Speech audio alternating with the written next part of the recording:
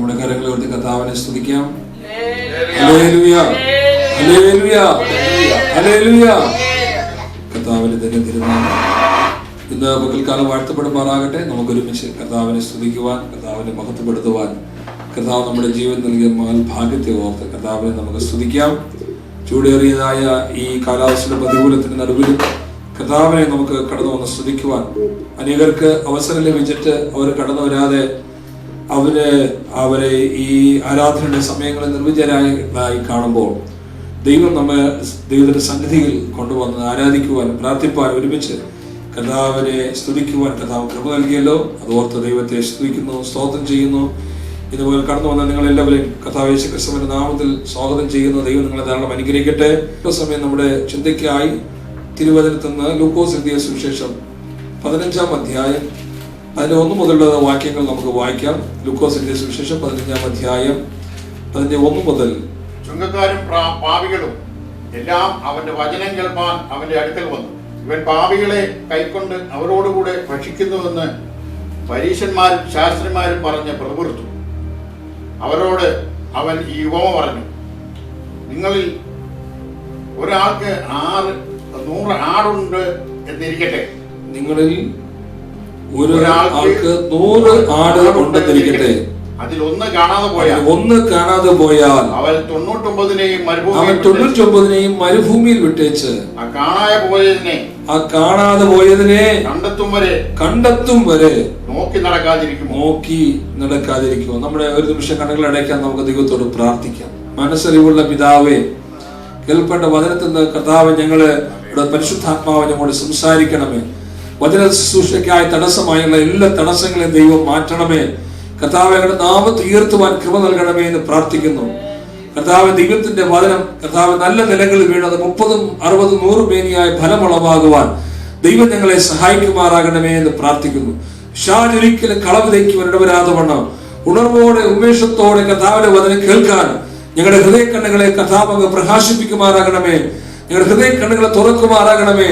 ഞങ്ങളുടെ ആത്മീയ കണ്ണുകളെ തുറക്കുമാറാകണമേ എന്ന് പ്രാർത്ഥിക്കുന്നു. കർത്താവ് അവിടെ വലിയ സാന്നിധ്യത്തിൽ കർത്താവ് ഞങ്ങൾ ഇരുത്തിയാട്ടെ. എല്ലാ മാനം മഹത്വം പുകഴ്ചയ്ക്ക് അങ്ങേക്ക് യേശു ക്രിസ്തുവിന്റെ നാമത്തിൽ തന്നെ ആമേൻ. വളരെ സുപരിചിതമായ ഒരു വേദവചനമാണ് നാം കേട്ടത്. കഴിഞ്ഞ ആഴ്ചകളൊക്കെയും ദൈവത്തിന്റെ വചനം നാം ശക്തിയോടെ കേട്ടുകൊണ്ടിരിക്കുകയായിരുന്നു. ഇന്ന് പ്രഭാതത്തിൽ ആമേൻ എനിക്ക് നിങ്ങളോട് പറയാനുള്ളത് ആമേൻ സ്വത്രം മനസ്സലിവുള്ള ഒരു കർത്താവിനെ കുറിച്ചാണ്. The Christ mind. ആമേൻ ക്രിസ്തുവിന്റെ മനോഭാവം, ക്രിസ്തുവിന്റെ മനസ്സ്, ക്രിസ്തുവിന്റെ മൈൻഡ്, ക്രിസ്തുവിന്റെ ആ ആറ്റിറ്റ്യൂഡ് നമുക്കുണ്ടാകട്ടെ.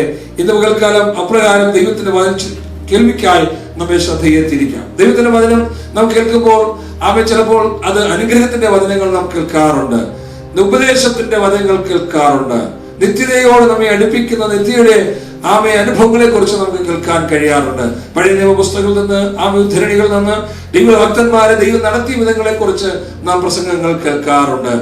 കർത്താവിന്റെ വരവിനെ കുറിച്ച് നമ്മൾ പ്രസംഗങ്ങൾ കേൾക്കാറുണ്ട്. ഇന്ന് പകൽക്കാലം ഞാൻ നിങ്ങളോട് സംസാരിക്കാൻ ആഗ്രഹിക്കുന്നത് കർത്താവിന്റെ സ്നേഹത്തെ കുറിച്ചാണ്, യേശു കർത്താവിന്റെ മനോഭാവത്തെ കുറിച്ചാണ്.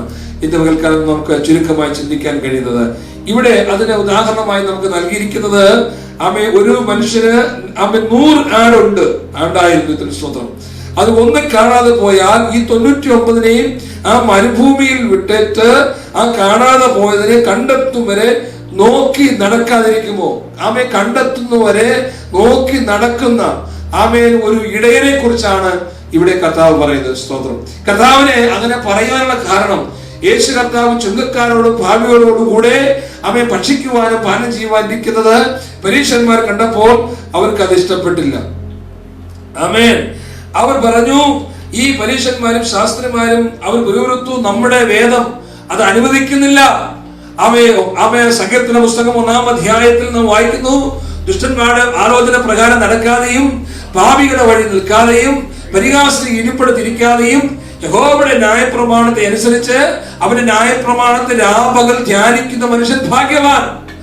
ദൈവത്തിന്റെ വചനം രാപകൽ ധ്യാനിക്കുകയും പ്രാർത്ഥിക്കുകയും ദൈവകൃപയിൽ ആശ്രയിച്ച് ജീവിക്കുന്ന ഒരു ദൈവവേദൽ അവൻ ഒരിക്കലും ചുങ്കക്കാരോടും പാപികളോടും കൂടെ ഭക്ഷിക്കാനും പാനം ചെയ്യാനൊന്നും പോകാൻ പാടില്ല. നമ്മൾ വേർപെട്ടവരാണ്. നമ്മൾ ദൈവസന്നിധിയിൽ വേർപെട്ട ജീവിതം നയിക്കേണ്ടവരാണ്.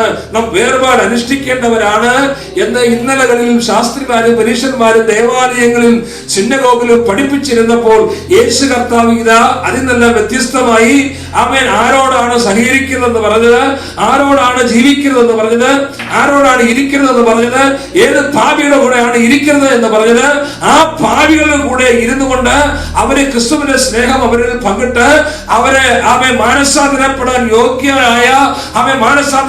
യോഗ്യനായ മനുഷ്യനെ ക്രിസ്തു രാജ്യത്തിലേക്ക് അവകാശിയാക്കി തീർക്കുവാൻ യേശു കർത്താവ് തുനിയുന്നതായ കാഴ്ചയാണ് നമുക്കിവിടെ കാണുവാനായിട്ട് കഴിയുന്നതിന് സ്തോത്രം. പഴയ നിയമ പുസ്തകത്തിൽ ദൈവത്തിന്റെ പ്രവാചകന്മാർ വിശുദ്ധിയിലും വേർപാടും ജീവിക്കാൻ അവർ പറഞ്ഞതിന്റെ ഒരു ഭാഗമാണ്, നിങ്ങൾ ജാതികളുമായി ഈടകൂടുവാൻ ഇടയാക്കരുത്, നിങ്ങൾ ജാതികളുമായി പാപികളുമായി മദ്യപാന്മാരുമായി വ്യഭിചാരികളുമായി നിങ്ങൾ സവകാശം കൂടുവാൻ പാടില്ല എന്ന് അവൻ അങ്ങേയറ്റം നിർദ്ദേശിച്ചിരുന്നു. എന്തുകൊണ്ട്? അവരെ പോലെ നിങ്ങൾ ആകാതിരിപ്പാൻ, നിങ്ങൾ ദൈവകൃപ നഷ്ടപ്പെട്ടു പോകാതിരിപ്പാൻ, വിശുദ്ധിയിലും ദൈവകൃപയിലും ജീവിക്കുവാൻ തക്കവണ്ണം ഭക്തന്മാർ പഠിപ്പിച്ചിരുന്നു. എന്നാൽ എന്നാൽ കർത്താവ് പഠിപ്പിക്കുന്നത് ഭാവികളെ നേടുവാനാണ് കർത്താവ് വന്നത്. നീതിമാന്മാരെ അല്ല, ഭാവികളെ എത്രയും തേടിയാണ് കർത്താവ് ഈ ഭൂമിയിലേക്ക് വന്നത്. യേശു കർത്താവ് ആരാണ്? 2024 വർഷങ്ങൾക്ക് മുൻപ് മാനവരാശിയുടെ പാപത്തിന്റെ പരിഹാരത്തിന് വേണ്ടി ഈ താണഭൂമിയിലേക്ക് കന്യകയിൽ ജാതനായി ശുശ്രൂഷിച്ചു. അനേക രോഗികളെ സൗഖ്യമാക്കി, അനേക ഭാവികൾക്ക് നേർവഴി കാണിച്ചു കൊടുത്തു, മരിച്ചവരെ ഉയർപ്പിച്ചു, ലാസറിനെ ഉയർപ്പിച്ചു, അത്ഭുതങ്ങൾ ചെയ്തു, 12 ശിഷ്യന്മാരെ തിരഞ്ഞെടുത്തു. അവസാന നിമിഷത്തിൽ കൂടെ നിൽക്കുന്ന യൂദാ എത്തിക്കൊടുക്കുമ്പോഴും നീ ചെയ്യാനുള്ളത് വേഗത്തിൽ ചെയ്യാ എന്ന് പറഞ്ഞ് അവനെ അവസാനത്തെ അത്താഴം വഴി അവനെ കൊണ്ടു നടന്നവനായ ഒരു കർത്താവിന്റെ സ്നേഹം പിടിക്കുവാൻ ഗെത്സമന തോട്ടത്തിൽ തന്നെ പിടിക്കാൻ വന്ന പടയാളിയുടെ വാളുകൊണ്ട് അവനെ ചെവി എടുക്കുമ്പോൾ അവന് കഴുത്തിന് വെട്ടിയതാണ്. എന്നാൽ അവന് ചെവി മുറിഞ്ഞ് രക്തം ധാരണയായി വീഴുമ്പോഴും ആ ചെവിയെ അവനോട് ചേർത്ത് വെച്ച് അവന് സൗഖ്യം കൊടുക്കുവാൻ അവന് വേണ്ടി പ്രാർത്ഥിപ്പാൻ തയ്യാറായ കർത്താവ്. ഹല്ലേലൂയ. കർത്താവ് മരിച്ചടക്കപ്പെട്ടു ഉയർത്തെഴുന്നേറ്റ് ഇന്നും നമുക്ക് വേണ്ടി ജീവിക്കുന്ന ദൈവമാണ്. അവൻ നമ്മെ തേടി വന്നതാണ്, നാം അവനെ തേടി പോയതല്ല. കാൽവരി ക്രൂശിൽ അവൻ പിടഞ്ഞു മരിക്കുമ്പോൾ അവന്റെ ചിന്തകളിൽ നമ്മുടെ ഓരോരുത്തരുടെ പേരുകൾ ഉണ്ടായിരുന്നു. പാപത്തിന്റെ അധീനതയിൽ നിന്ന് മരിച്ചു പോകാതെ നശിച്ചു പോകാതെ നിത്യജീവനെ അവകാശമാക്കുവാൻ കർത്താവ് ഈ ഭൂമിയിൽ ജാതനായി. കർത്താവ് നമ്മെ പഠിപ്പിച്ചൊരു പാഠമുണ്ട്. അവൻ ഭാവികളെ തേടി വന്ന കർത്താവാണ്. ഇവിടെ 99 ആളുകളെ കുറിച്ച് പറയുന്നത് അവർക്ക് മാനസാന്തരപ്പെടാൻ മനസ്സില്ലാത്തവരാണ്. വചനം കേട്ടിട്ടും ആരാധന അനുഭവിച്ചിട്ടും എത്ര തന്നെ ഉപദേശം കേട്ടിട്ടും മനസ്സില്ലാത്ത, മടങ്ങി വരാൻ മനസ്സില്ലാത്ത വ്യക്തികളാണ്. എന്നാൽ അതിൽ ഒരുത്തരേ ഉള്ളൂ, ഒരുവൻ മാനസാന്തരപ്പെടാൻ തയ്യാറാകുന്നു. 100 ആടുകൾ ഉണ്ടായിരുന്നപ്പോൾ അതിൽ ഒരു ആടിനെ കുറിച്ച് കർത്താവ് പറഞ്ഞത് സ്തോത്രം ഈ 99 നീതി താഴെയുള്ള ഭാഗം ഒന്ന് വായിച്ചോട്ടെ. ലൂക്കോസ് 15:7 വാക്യം വായിച്ചോട്ടെ. അങ്ങനെ തന്നെ മാനസാന്തരം കൊണ്ട് ആവശ്യമില്ലാത്ത 99 നീതിമാന്മാരെ കുറിച്ചുള്ളതിനേക്കാൾ മാനസാന്തരപ്പെടുന്ന ഒരു ഭാവിയെ ചൊല്ലി സ്വർഗത്തിലധികം സന്തോഷമുണ്ടാകും. ഹല്ലേലൂയ. ഇവിടെ കരങ്ങൾ ദൈവത്തെ സ്തുതിച്ചാട്ടെ. ഹല്ലേലൂയ. ദൈവസ്ഥനിൽ ആരാധിക്കുവാൻ, പ്രാർത്ഥിക്കുവാൻ, തങ്ങളെ തന്നെ നീതീകരിക്കുവാൻ, മാനസാന്തരപ്പെടുവാൻ നിങ്ങൾ തയ്യാറായതുകൊണ്ട് നിങ്ങളെ ഓർത്ത് സ്വർഗം സന്തോഷിക്കുകയാണ്. 100,000 ആൾക്കാര് മാനസാന്തരപ്പെടുവാൻ മനസ്സില്ലാതെ, ദൈവത്തെ ആരാധിക്കാൻ മനസ്സില്ലാതെ ഇരിക്കുന്നവരോട് സ്വർഗം സന്തോഷിക്കുന്നില്ല. ദൈവസന്നിധിയിൽ മുട്ടുമടക്കുന്ന, ദൈവസന്നിധിയിൽ പ്രാർത്ഥിക്കുന്ന, ദൈവസന്നിധി ജാഗരിക്കുന്ന, കർത്താവിന്റെ വരവിന് വേണ്ടി തങ്ങളെ തന്നെ ഒരുക്കി കാത്തിരിക്കുന്ന ഒരു ദൈവമൈനെ ഓർത്ത് ദൈവം സ്വർഗം സന്തോഷിക്കുകയാണ്. ഇന്ന് പകൽക്കാലം സ്വർഗം സന്തോഷിക്കുന്ന ഒരു പകൽക്കാലമായി മാറട്ടെ. ദൈവത്തിന് സ്തോത്രം. ആളുകളെ കുറിച്ച് നാം പഠിക്കുമ്പോൾ ഉൽപ്പത്തി പുസ്തകത്തിൽ നമുക്ക് ഒന്നാമതായി അവിടെ ഒരു മൃഗത്തിന്റെ തോലുകൊണ്ട് പാപം ചെയ്ത് അന്യപ്പെട്ടു പോയതായ ആദാമിനെ ഹവ്വയും ധരിപ്പിക്കുന്നതായി കാണാൻ കഴിയുന്നുണ്ട്. വേദപണ്ഡിതാക്കൾ പലപ്പോഴും അഭിപ്രായപ്പെടാറുള്ളത് യേശു കർത്താവ് യഹോവയായ ദൈവം ഏതേ തോട്ടത്തിൽ കടന്നു വന്നിട്ട് സ്തോത്രം ഒരു ആടിനെ കൊന്നിട്ട് അതിന്റെ തോല് കൊണ്ടാണ് അവർക്ക് ഉടുപ്പുണ്ടാക്കി കൊടുത്തത് എന്ന് നമുക്ക് കാണാനായിട്ട് കഴിയുന്നതിന് സ്തോത്രം. നോക്കണമേ, വർഷങ്ങൾക്ക് മുമ്പ് ഈ ലോകത്തിൽ എത്രയോ കോടാനുകോടി മനുഷ്യർ ജനിക്കുന്നതിന് മുമ്പ് ആദ്യമായി ഒരു വസ്ത്രം തയ്പ്പിച്ചു കൊടുത്തത്, ഉടുപ്പിച്ചത്, സ്തോത്രം, ഉടുപ്പുണ്ടാക്കി കൊടുത്തത് യഹോവയായ ദൈവമാണ്. ദൈവത്തിന് സ്തോത്രം. ഇന്ന് വസ്ത്രത്തിന് വളരെയധികം പ്രാധാന്യം കൽപ്പിച്ചുകൊണ്ടിരിക്കുന്ന ഒരു കാലഘട്ടത്തിലാണ് നാം ജീവിക്കുന്നത്. പണ്ട് കാലങ്ങൾക്ക് വസ്ത്രത്തിന് വളരെയധികം ദാരിദ്ര്യം നാം അനുഭവിച്ചു. വയനാട് വലിയ ഭീകരമായ ദുരന്തത്തിൽ അനേകരുടെ ജീവൻ പൊലിഞ്ഞുപോയി. അനേകരുടെ സ്വപ്നങ്ങൾ സാക്ഷാത്കരിക്കപ്പെടാതെ കൊണ്ട് നശിച്ചുപോയി. അവർക്ക് വേണ്ടി ഒരു നേരത്തെ ആഹാരം കൊടുക്കുവാൻ, വസ്ത്രം കൊടുക്കുവാൻ അനേകർ തയ്യാറായി. അവർ ചെയ്തെന്നറിയാമോ? ലോഡ് കണക്കിന് സ്തോത്രം വസ്ത്രങ്ങളാണ് അവിടെ കൊണ്ടു കൊടുത്തത്. സ്തോത്രം. ഒന്നും റെഡിമെയ്ഡ് ആയിട്ട് തൽപ്പിച്ചതായ സീറോയുടെയോ അല്ലെ ഓട്ടോയുടെയോ കൂടിയതായ ഷർട്ടുകളോ വസ്ത്രങ്ങളോ അല്ല, അവർ ഉപയോഗിച്ച ഡ്രസ്സുകളായിരുന്നു. അതിനെന്ത് ചെയ്തു? ബണ്ടുകൾ കൊണ്ട് കത്തിച്ച് കളയേണ്ടിയായി തീർന്നു എന്നാണ് ദൈവത്തിന്റെ സ്തോത്രം. പണ്ടത്തെ വയനാടല്ല, ഇന്ന് വിദ്യാഭ്യാസവും വിവരവുമുള്ള ആൾക്കാരാണ് അവിടെ താമസിക്കുന്നത്. പണ്ട് കാലത്ത് അവർക്ക് നിങ്ങൾ കൊടുത്തതായ വസ്ത്രങ്ങളൊക്കെ അവർ ധരിച്ചിരിക്കാം. ഞാൻ പലരോട് സംസാരിച്ചപ്പോൾ അവർ പറഞ്ഞ, ഞങ്ങൾ വയനാടൊക്കെ യാത്ര ചെയ്ത് പ്രാർത്ഥിക്കാൻ കടന്നുപോയിട്ടുണ്ട്. അവിടെ എല്ലാം മനോഹരമായ വീടുകൾ വെച്ചിട്ടുണ്ട്. ചിലപ്പോൾ ഉള്ളിലൊക്കെ കുടിലുകൾ ഉണ്ടായിരിക്കാം. സ്തോത്രം. ഞാൻ പറയട്ടെ, സ്തോത്രം, വസ്ത്രത്തിന് വളരെയധികം പ്രാധാന്യം കൽപ്പിച്ചിരിക്കുന്ന ഒരു കാലഘട്ടത്തിലാണ് നാം ജീവിക്കുന്നത്. ലാസറിനെയും ആ ധനവാനെ കുറിച്ച് പഠിക്കുമ്പോൾ ധനവാൻ എന്ത് ചെയ്തു? ഓരോ ദിവസവും ധൂമ്രവസ്ത്രം ധരിക്കുന്നവനായിരുന്നു. ലാസർ അവിടെ എന്താണ്?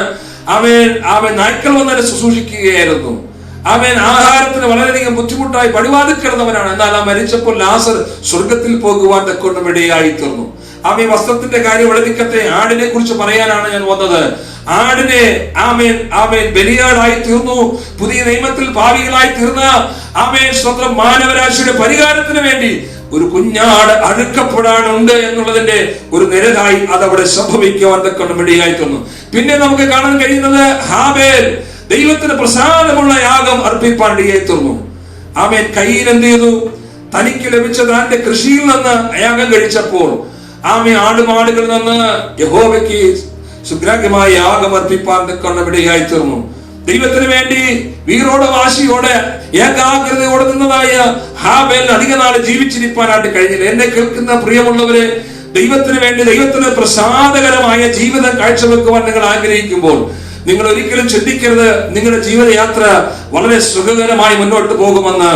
ദൈവത്തെ ആരാധിക്കുന്ന, ദൈവത്തെ സ്നേഹിക്കുവാൻ നിങ്ങൾ തയ്യാറാകുമ്പോൾ ഇതുവരെ ഇല്ലാത്ത പ്രതിസന്ധികളും വേദനകളും നിങ്ങളുടെ ജീവിതത്തിൽ ആഞ്ഞടിക്കാം. എന്നാൽ അതിന്റെ മധ്യത്തിലെല്ലാം അമരക്കാരനായ കർത്താവ് നിങ്ങളുടെ ജീവിതത്തിന്റെ പടകിൽ കൂടെ ഉണ്ടെന്നുള്ള ഉത്തമ ബോധ്യമുണ്ടെങ്കിൽ എത്ര തന്നെ തിരമാലകൾ നിന്നെ മുക്കിക്കൊല്ലുവാൻ ശ്രമിച്ചാല്, എത്രയുടെ തീയുടെ ശോധനയുടെ അനുഭവങ്ങളിൽ കൂടെ നീ കടന്നുപോയാല് നീ വെന്തുപോകാതെ കൊണ്ട് നാലാമനായ തീച്ചുള്ളിൽ ഇറങ്ങി വന്ന് വളർത്തുന്ന ഒരു ദൈവത്തെയാണ് നീ സേവിക്കുന്ന. കരങ്ങളടിച്ച് കർത്താവിനൊന്ന് നന്ദി പറഞ്ഞാട്ടെ. ഹല്ലേലൂയ. ശോധനയുടെ മധ്യത്തിൽ, വേദനയുടെ മധ്യത്തിൽ ഞാൻ ആരാധിച്ചത് വൃഥാവായി തീർന്നു, ഞാൻ ദൈവത്തിന് വേണ്ടി കൊടുത്തത് വൃഥാവായി തീർന്നോ എന്ന് നിങ്ങൾ ചിന്തിക്കുമാർ നിങ്ങളുടെ ജീവിതത്തിൽ പ്രതിസന്ധികൾ കടന്നു വരുമ്പോൾ നിങ്ങൾ ഓർക്കണം, ദൈവം അറിയാതെയല്ല, ദൈവം അറിഞ്ഞുകൊണ്ട് തന്നെയാണ് പലപ്പോഴും പ്രതിസന്ധികൾ കൂടിയൊക്കെ നാം കടന്നു പോകുന്നത്. Price the Lord. അവിടെ നിന്ന് പതറിപ്പോകാതെ ഉറച്ചു നിൽക്കുവാൻ കർത്താവ് നിങ്ങൾക്ക് കൃപ നൽകട്ടെ. വീണ്ടും നമ്മൾ വേദപുസ്തകം പഠിച്ചു വരുമ്പോൾ മോശ തുടങ്ങി യോസഫ്, അബ്രഹാം, ഇവരെല്ലാം പഴയ നിയമ ഭക്തന്മാരെല്ലാം മൃഗസമ്പത്തുകളുള്ളവരായിരുന്നു. സ്തോത്രം. അവിടെ എല്ലാം മോശ ആടുകളെ മേയ്ക്കാൻ മരുഭൂമിയിലേക്ക് കടന്നുപോയി. അവിടെ അവൻ ദൈവത്തിന്റെ പ്രത്യക്ഷത കാണുവാൻ, ദൈവശബ്ദം കേൾക്കുവാൻ തക്കവണ്ണം ഇടയായി തീർന്നു. ജോസഫ് തന്റെ സഹോദരന്മാരുടെ ആടിനെ കൊന്നിട്ട് ആ രക്തം പുരണ്ട വസ്ത്രം കൊണ്ട് പിതാവിനെ കാണിച്ചിട്ട് നിന്റെ മകൻ മരിച്ചുപോയി എന്ന് പറഞ്ഞു. എന്നാൽ നാളുകൾ ചുരുന്ന് കഴിഞ്ഞപ്പോൾ ആ സഹോദരന്മാർക്ക് തന്നെ നല്ല വസ്ത്രം കൊടുക്കുന്നവനായി, നല്ല ആഹാരം കൊടുക്കുന്നവനാക്കി ജോസഫിനെ മാറ്റുവാൻ കഴിഞ്ഞെങ്കിൽ പ്രിയമുള്ളവരെ, ഇന്ന് നിന്റെ സഹോദരങ്ങൾ, നിന്നെ സ്നേഹിക്കുന്നവർ, നീ മരിച്ചുപോയി, നീ തീർന്നുപോയി, അവസാനിച്ചു, അവനിനി ഇല്ല എന്ന് അവിടെ പുസ്തകത്തിന്റെ താളുകൾ എഴുതി നിർത്തിയാല് ദൈവം നിന്നെ കുറിച്ച് എഴുതുന്ന പുസ്തകത്തിനകത്ത് എഴുതിയിട്ടുണ്ട്. വിശ്വാസത്തിന്റെ നായകന് പൂർത്തി വരുന്നതിന് കർത്താവ്, he is the author and finisher of your life. നിന്റെ ജീവിതത്തിന്റെ അവസാനം കുറിക്കുവാൻ എഴുതി വെച്ചിരിക്കുന്ന ലോക മനുഷ്യന്റെ കരങ്ങളിലല്ല, നിന്നെ കുറിച്ച് എഴുതിയിരിക്കുന്ന ദൈവത്തിന്റെ പദ്ധതികളുടെ പുസ്തകത്തിൽ സ്വർഗത്തിലേക്ക്. അതിന്റെ താളുകൾ നീ മറച്ചു നോക്കിയ ദൈവം നിനക്ക് വേണ്ടി ഒരുക്കിയിരിക്കുന്നത് ഒരു കണ്ണ് കണ്ടിട്ടില്ല, ഒരു ചെവി കേട്ടിട്ടില്ല, ആരുടെ ഹൃദയത്തിൽ തോന്നിയിട്ടില്ലാത്ത ശ്രേഷ്ഠമായത് ദൈവം നിനക്ക് വേണ്ടി ഒരുക്കിയിരിക്കുകയാണ്. ഇത് ഞാൻ പറയുമ്പോൾ എന്റെ ഹൃദയത്തിലേക്ക് വരുന്ന ഒരു ഉദാഹരണമുണ്ട്. ആമേൻ. വീട്ടിൽ വളർത്തുന്ന മനോഹരമായ പക്ഷികളുണ്ട്, തത്തയുണ്ട്, അതിനെ വളർത്തുകയാണ്. അതിനെ തുറന്നു വിട്ടിട്ട് പറയുകയാണ്, നിനക്ക് വേണ്ടി ആമേൻ വിശാലമായ നെൽപ്പാടങ്ങൾ കാത്തിരിക്കുന്നു.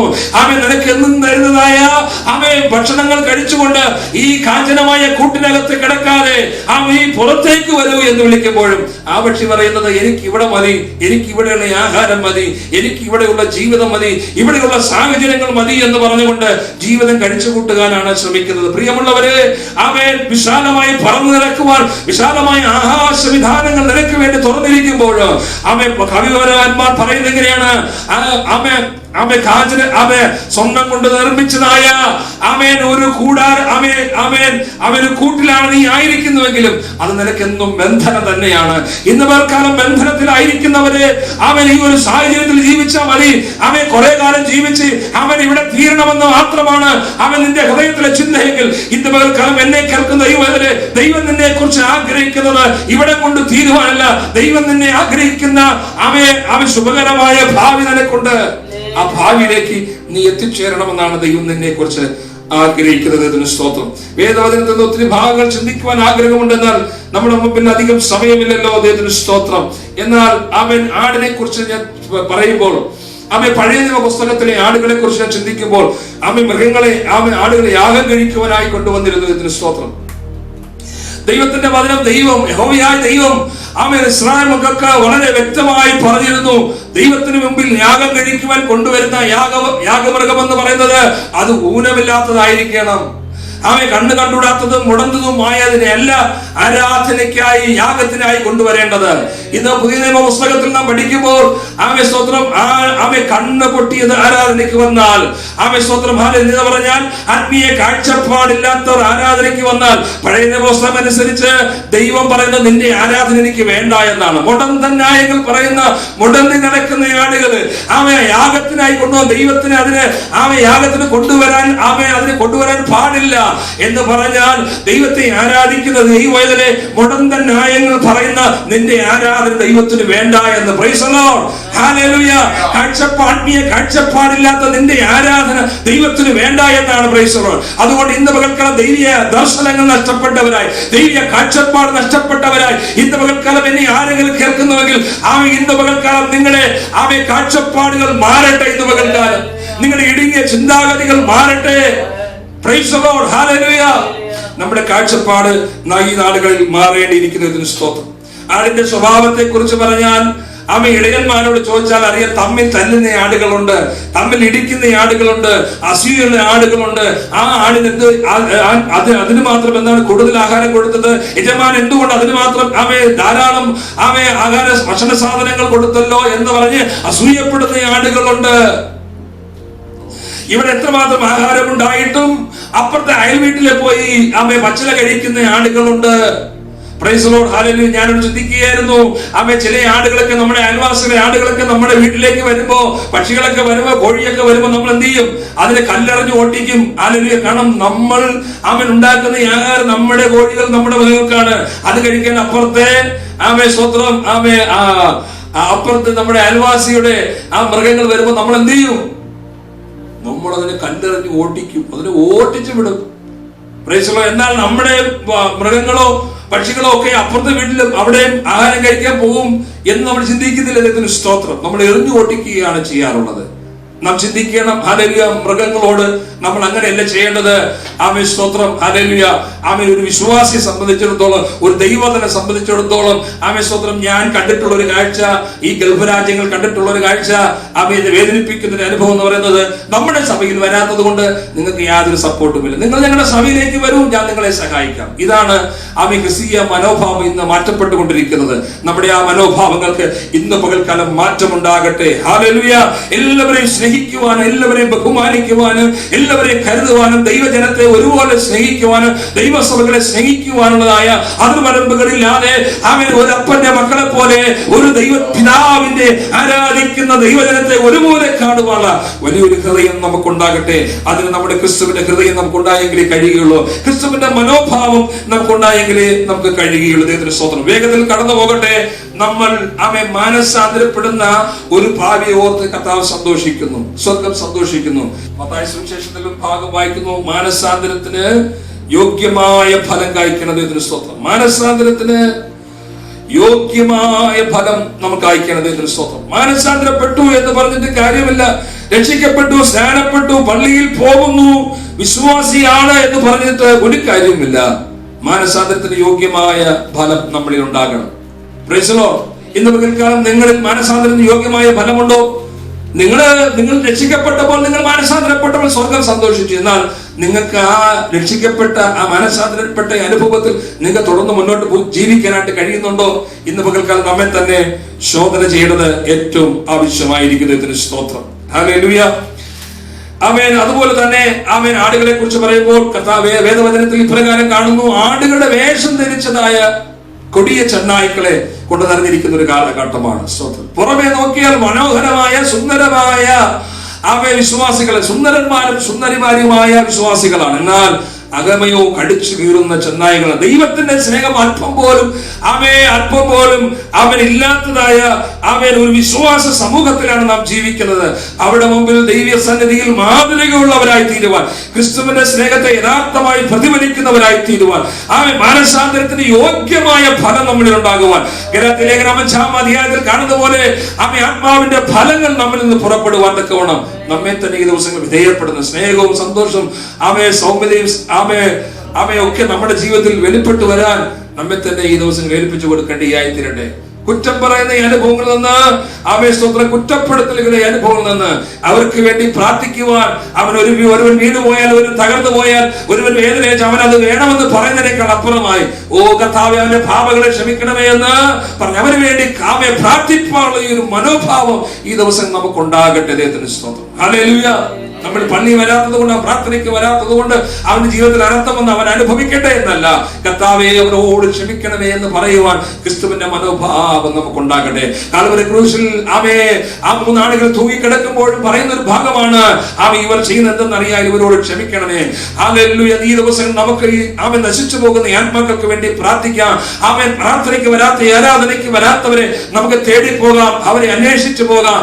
കഴിഞ്ഞ ദിവസം തന്നെ ആരാധനയ്ക്ക് വരാത്ത 2-3 പേരെ വിളിച്ചപ്പോ തിരിച്ച് എന്താ വിളിച്ചെന്ന് പോലും ചോദിക്കാൻ മനസ്സില്ലാത്ത ഒരു വിശ്വാസ സമൂഹത്തിലാണ് നാം നിൽക്കുന്നത്. കാണാതെ പോയി ഒരുപാട് ആടുകളുണ്ട്. അവിടെ മാനസാന്തരത്തിന്റെ സുവിശേഷം പ്രസംഗിക്കുവാൻ തക്കവണ്ണം നാം ഈ ദിവസങ്ങളിൽ തയ്യാറാകണം. ഏത് സാഹചര്യങ്ങൾ നമുക്ക് പ്രതികൂലമായിരുന്നാൽ സാഹചര്യങ്ങളെ പഴിചാരുന്ന അനുഭവങ്ങളെ മാറ്റി സുവിശേഷത്തിലുള്ള ഒരു ആത്മദാഹം നമുക്ക് ഈ ദിവസങ്ങൾ ഉണ്ടാകട്ടെ. ആത്മാക്കൾ കടന്നു വരുവാൻ കഴിഞ്ഞ ദിവസം ഒക്കെ നമ്മൾ പ്രാർത്ഥിച്ചു. കുടുംബാസ് അതിനു വേണ്ടി ഒക്കെ പ്രോത്സാഹനം നൽകി. എന്തുകൊണ്ട് ആത്മാക്കൾ വന്നില്ല? പ്രാർത്ഥിച്ചുടനെ വാതിലെല്ലാം തുറന്ന് ആത്മാക്കളിലേക്ക് തള്ളിക്കയറുക എന്ന വലിയ പ്രതീക്ഷയോടെ നാം ഇരിക്കുന്നത്. എന്നാൽ ഒരു പണിയും നമ്മൾ ചെയ്യുന്നില്ല, ഒരു ട്രാക്ട് പോലും കൊടുക്കുന്നില്ല, ഒരാളടുത്ത് പോലും യേശുവിനെ കുറിച്ച് നമ്മൾ പറയുന്നില്ല, ഞാനൊരു ക്രിസ്ത്യാനിയാണെന്ന് പോലും നാം മറ്റോടത് പറയുവാൻ നാം തയ്യാറാകുന്നില്ല. അങ്ങനെയെങ്കിൽ ഇന്ന് പകൽക്കാലം ആ കാഴ്ചപ്പാട് നമുക്ക് മാറട്ടെ. നമുക്ക് ക്രിസ്തുവിന്റെ സാക്ഷികളായി തീരുവാൻ നമ്മെ തന്നെ ഏൽപ്പിച്ചു കൊടുക്കാം. ദൈവത്തിന് സ്തോത്രം. ഹല്ലേലൂയ. ആടുകളെ പരിപാലിക്കുവാൻ തക്കവണ്ണം ദൈവം നമ്മെ എഫേസ്യ ലേഖനം 4-ാം അധ്യായം 11-ാം വാക്യത്തിൽ നമ്മുടെ കാണുന്നു. സ്തോത്രം. അവിടെ ചില അപ്പോസ്തലന്മാരായി, ചിലരെ ഇടയന്മാരായി അവിടെ നിയമിച്ചിരിക്കുന്നതായിട്ട് കാണുന്നുണ്ട്. 1 പത്രോസിന്റെ ലേഖനം 2-ാം അധ്യായം അതിന്റെ 25-ാം വാക്യം വായിക്കാമോ? 1 പത്രോസിന്റെ ലേഖനം 2-ാം അധ്യായം 25-ാം വാക്യം. വേറൊരാൾ 1 പത്രോസിന്റെ ലേഖനം 5-ാം അധ്യായം 4-ാം വാക്യം വേഗത്തിൽ വായിക്കാൻ തയ്യാറാകണമേ. 1 Peter chapter 5:4 and 1 Peter chapter 2:25. നിങ്ങൾ തെറ്റിയുഴലുന്ന ആടുകളെ പോലെ ആയിരുന്നു. നിങ്ങൾ തെറ്റിയുഴയുന്ന ആടുകളെ പോലെ ആയിരുന്നു. ഇപ്പോഴോ നിങ്ങളുടെ ആത്മാക്കളുടെ ഇടയവനും അധ്യക്ഷനുമായവനിലേക്ക് മടങ്ങി വന്നിരിക്കുന്നു. ഒന്നാമത് എന്താണ് പറഞ്ഞത്? നിങ്ങൾ തെറ്റി ഉഴലുന്ന ആൾക്കാരായിരുന്നു. ദൈവത്തിന് സ്തോത്രം. ദൈവത്തിന്റെ സന്നിധിയിലേക്ക് കടന്നു വന്ന നമ്മൾ, കർത്താവ് നമ്മെ തേടി ദൈവത്തിന്റെ സന്നിധിയിൽ നമ്മെ ആക്കി വെച്ചിരിക്കുമ്പോ ആ ദൈവത്തിന്റെ വചനം അനുസരിച്ച്, കൽപ്പനകളെ അനുസരിച്ച് ദൈവകൃപയിൽ മുന്നോട്ട് ജീവിക്കുവാൻ നാം ഓരോ ദിവസവും തയ്യാറാകണം. അവയെ 10 കന്യകമാർ 5 പേർ വിളക്കോടുകൂടി അവർ എണ്ണ എടുത്തിരുന്നു. എന്നാൽ 5 പേരുടെ വിളക്കിൽ എണ്ണയില്ലായിരുന്നു. പാട്ടുകാരൻ എങ്ങനെയാണ് പറയുന്നത്? എണ്ണയുണ്ടോ നിൻ വിളക്കിൽ? നീ ഒരുങ്ങിയിട്ടുണ്ടോ? നിർമ്മലമാം നീതി വസ്ത്രം നീ ധരിച്ചിട്ടുണ്ടോ?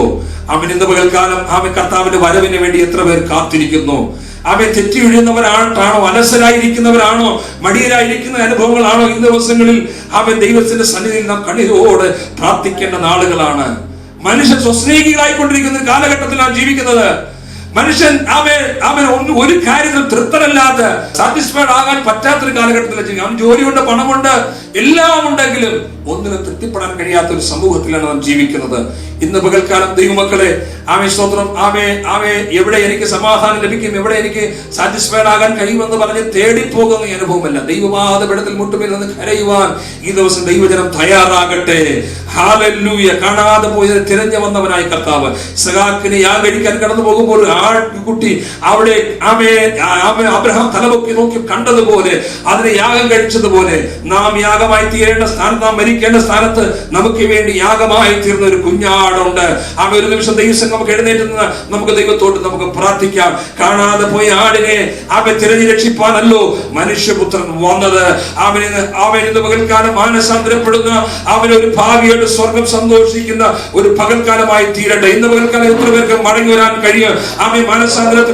മാനസാന്തരപ്പെട്ടപ്പോൾ ഉണ്ടായ ആത്മീയ അനുഭവങ്ങളാണോ നമ്മുടെ ജീവിതത്തിൽ ഉണ്ടായത്? നമുക്ക് മടങ്ങി വരാനുള്ള സമയമാണ്. എല്ലാവരും അതരങ്ങൾ ദൈവത്തെ സ്തുതിച്ചാകട്ടെ. കർത്താവേ, ഞങ്ങൾ പ്രാർത്ഥിക്കുന്നു. അനേക ഭാവികൾ കർത്താവ് ദൈവത്തെ അറിയാതെ ഈ ദേശത്ത് കർത്താവെ ഉഴലുന്നവരുണ്ട്. കർത്താവരോട് കർത്താവിന്റെ സ്നേഹത്തെ കുറിച്ച് പറയാൻ, അവരെ തേടിപ്പോവാൻ ക്രിസ്തുവിന്റെ അതേ മനോഭാവത്തോടു കൂടി അവരെ കണ്ടെത്തുന്നത് വരെയോ, അവർ മടങ്ങി വരുന്നത് വരെയോ, അവർ രക്ഷിക്കപ്പെടുന്നത് വരെയോ, അവർ സ്നാനപ്പെടുന്നത് വരെയോ, അവർ ദൈവകൃപയിൽ നിൽക്കുന്നത് വരെയോ അവർക്ക് വേണ്ടി പ്രാർത്ഥിപ്പാൻ, അവരെ ഫോൺ വിളിച്ചുകൊണ്ടിരിക്കാൻ, അവരോട് യേശുവിന്റെ സ്നേഹത്തെ കുറിച്ച് പറഞ്ഞുകൊണ്ടിരിക്കാൻ, അവർക്ക് വേണ്ടി പ്രാർത്ഥിച്ചുകൊണ്ടിരിക്കുകയുള്ള ആത്മഭാരത്തെ ഇന്ന് പകർക്കാൻ ദൈവമേ തരണമേ എന്ന് എത്ര പേർ പ്രാർത്ഥിക്കുവാൻ തയ്യാറാകും? പുറമേയുള്ള ആത്മീയ അനുഭവങ്ങളല്ല, അതിനേക്കാൾ അപ്പുറമായി കർത്താവ് നമ്മെ കുറിച്ച് ആഗ്രഹിക്കുന്ന ആത്മീയ സ്വഭാവങ്ങൾക്ക് അടിമയായി തീരുക, ആത്മീയ സ്വഭാവങ്ങൾക്ക് ഉത്സുകരായി തീരുവാൻ, ക്രിസ്തുവിന്റെ മനോഭാവമുള്ളവരായി തീരുവാൻ, ക്രിസ്തുവിന്റെ സൗരഭ്യവാസനയുള്ളവരായി തീരുവാൻ കർത്താവ് നമ്മെ ഈ വചനങ്ങളാൽ ദൈവം നമ്മെ സഹായിക്കട്ടെ. Hallelujah, hallelujah. എത്ര പേര് പ്രാർത്ഥിക്കും? കർത്താവേ, ഞാൻ പ്രാർത്ഥിക്കഴിഞ്ഞ നാളുകളിൽ സുവിശേഷീകരണത്തിന് വളരെ ആഗ്രഹത്തോടെ ആയിരുന്നു. എന്നാൽ ആ സുവിശേഷീകരണത്തിന്റെ ദാഹവും അനുഭവങ്ങളിൽ നിന്ന് നഷ്ടപ്പെട്ടു പോയി. കർത്താവേ, എന്നോട് മനസ്സറിയണമേ, എന്നോട് കരുണ തോന്നണമേ എന്ന് എത്ര പേർക്ക് പ്രാർത്ഥിപ്പാനായിട്ട് കഴിയും? Hallelujah, hallelujah. കർത്താവിനെ സ്തുതിച്ചാൽ എല്ലാവരും കർത്താവിനെ മഹത്വപ്പെടുത്തുക.